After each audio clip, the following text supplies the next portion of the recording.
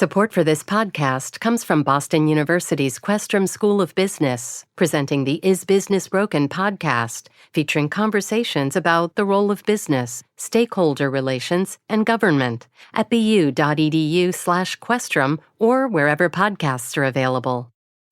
WBUR Podcasts, Boston.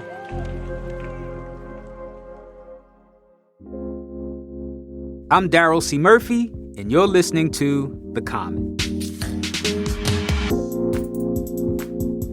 If you or someone you know is about to buy a house, you might want to listen closely to this one because we are going to be talking about title insurance.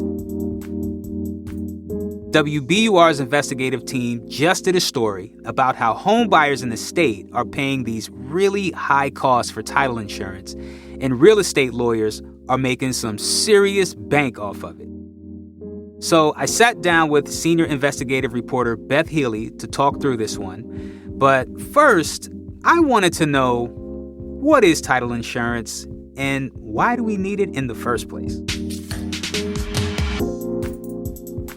So, Daryl, the thing about title insurance is it's something none of us think about, right? Until you have to. Until you go to buy a house and you're like, what the heck is a title anyway?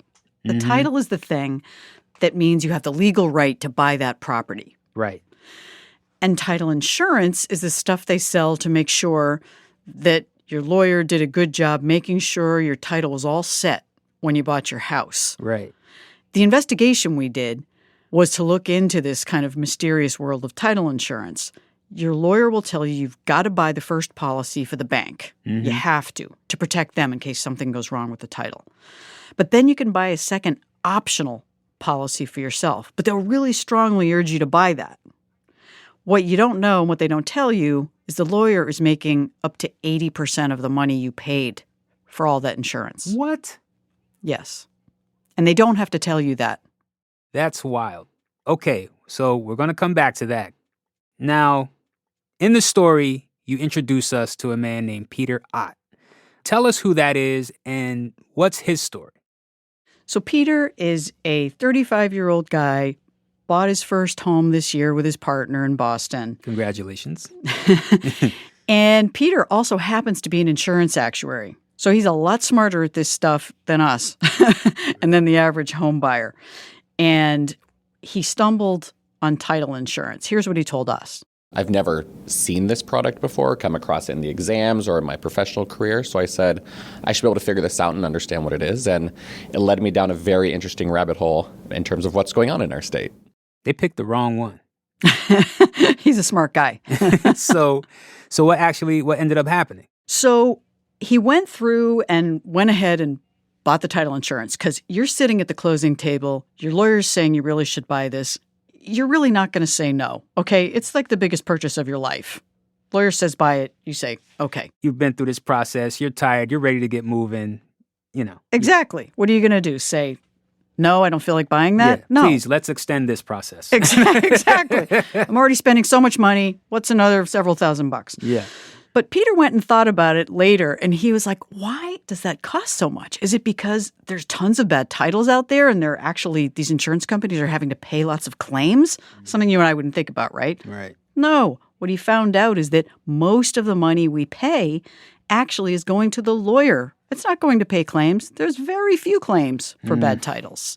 So up to 80% of that money is going to the lawyer who's telling you to buy it, and the lawyer doesn't have to tell you that. How much did he end up paying? So the insurance itself cost a little more than $4,800, and the amount that went to the attorneys was about $3,800. And this is in Massachusetts, right, where it's unregulated. What does this look like in other states? So it's a lightly regulated industry nationally, is what we found. There's one state that's different. Iowa outlawed title insurance for a bunch of reasons decades ago. And they're the only state that's different. Instead, what they do is they essentially guarantee that your title's all clean when you buy your house. And it costs $175 for a house up to $750,000. So the average person, it only costs $175 for the same thing that here you have to pay thousands for. Man, all right. So I want to take a step back here. do the old zoom out. How did we get to this place to where we're in the middle of this unregulated market and people are paying these exorbitant prices? How do we get here? So, two things. It's an old business. People have been tracking titles going back hundreds of years. But it's like the insurance business and us and we consumers have not caught up with the fact that technology has changed, right? Your lawyer doesn't have to go down to the Registry of Deeds and spend days looking up records. Almost all of it is online. They can do most of that work online now in just a few hours. So there's that. There's kind of not this recognition that shouldn't this cost a little less because it's less work? Second, the feds, the Consumer Financial Protection Bureau, changed the mortgage form that we all fill out in 2015. So like after the last mortgage crisis, they said, let's simplify these forms because people like us got confused about the mortgage forms. Unwittingly, perhaps, they took out the line where the lawyers and title agents had to disclose how much money they were making on the title insurance. Okay. So, Beth, in your reporting, did you talk to anybody who actually kind of just called this out and said, hey, this is not right? So we found that this is a topic that has not been well covered, which is one of the reasons we dove into it, obviously, for our investigation. But we called a ton of people to do our research. One of the people we talked to was Bruce Marks. He runs a nonprofit in Boston called NACA, or the Neighborhood Assistance Corporation of America, helps people get mortgages. And Bruce is not high on title insurance. They get so much of what I call kickback. You can call it a fee, but I believe it's a kickback. So Bruce is not a fan of title insurance. What's being done about it so that, this doesn't continue to happen? So this has come up in Congress before, but nothing was done. At the state level, Massachusetts is one of the least regulated states in the country when it comes to title insurance. Representative Antonio Cabral, who's a Democrat in New Bedford, he actually has been trying to reform title insurance here for about a decade, and I think he plans to take it up again this year. Okay. And what do the lawyers say? So we talked to several lawyers, and in general, what they tell you is that they would simply charge more money if they weren't getting paid by the title insurance, that money they make from title insurance covers some of their work. The pushback on that is, wouldn't it be better to be transparent?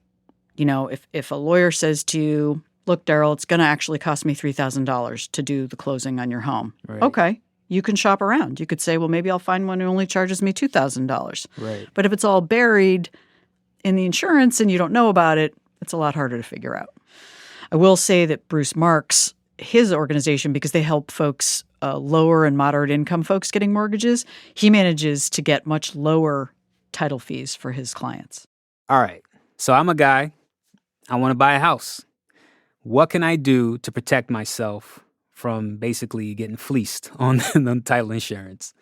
So the key is to know about it, right? At least you won't be confused knowing this. Now, when the lawyer says to you, well, you got to buy the bank's title insurance and really recommend you buy the buyer's, I think the best thing to do is ask the lawyer, okay, well, how did you pick that insurance company? Is that the only one you do business with?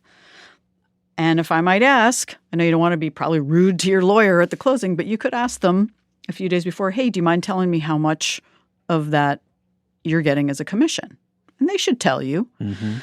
And that should just kind of weigh in. That gives you the ability as the consumer to go, okay, I get it. So you're actually getting those fees on top of all the other fees that you're charging me. So really I'm paying you $5,000, not $2,000. Right. It's kind of like with a car, right? You feel a lot better if you know what you're talking about when you go in there, which I don't. But at least when those come up, you can ask the questions and you won't feel, just sort of confused by what's being put in front of you. Got it. Well, Beth, I'm too broke to buy a house just now, but I'm sure the home buyers listening would really appreciate this. So on their behalf, I'm going to say thank you so much. Thanks, Daryl. That's WBUR Senior Investigative Reporter Beth Healy.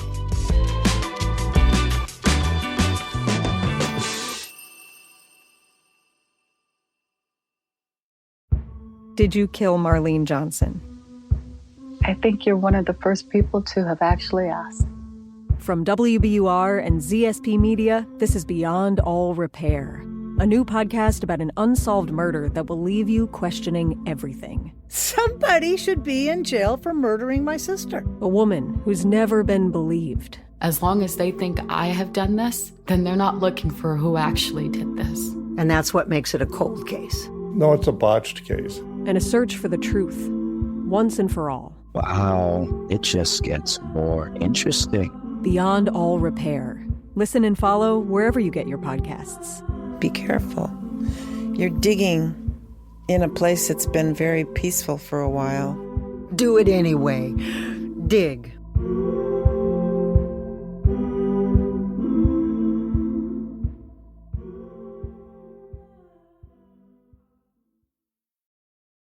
All right, before we go, we've got a new segment for you called Common Curates. Every week, our team is going to share some of our favorite stuff from around the region. And this week, we're going to start off with recommendations from our two producers. Here you go. Hey, I'm Franny Monahan, one of the producers here at The Common. My Common Curates pick this week is Putt Shack. It's a mini golf place / bar / restaurant in the Seaport. It's brand new, and this place is seriously high tech. So they can track your golf ball so you don't have to keep score. Also, no cheating, and the drinks are really yummy. My only regret is that my friends and I only got the 9-hole game and not the 18-hole game, just because we had so much fun. So yeah, check out Putt Shack. Hey, my name is Caitlin Harrop, and I am also a producer here at The Common, and my Common Curates pick for this week is the Maine Faro at Muna. It's this restaurant in Inman Square in Cambridge, and it's this unreal dish that's like a bed of faro with delicata and butternut squash and beets and this amazing yogurt dressing, and it will change your life. So if you want to treat yourself, head out to Muna in Inman Square and get the Maine Faro. All right, now my pick is Clear Flower Bakery in Brookline. Right now, it's my favorite place to go when I have a craving for baked goods like cookies, cakes, tarts, etc. I mean, I go in there and I try stuff that I never would have thought I'd enjoy just because they're that good. I trust them with my palate. So whenever you're around, whenever you're in Brookline or whatever, make sure to stop by Clear Flower and get you some baked goods. You're not going to regret it.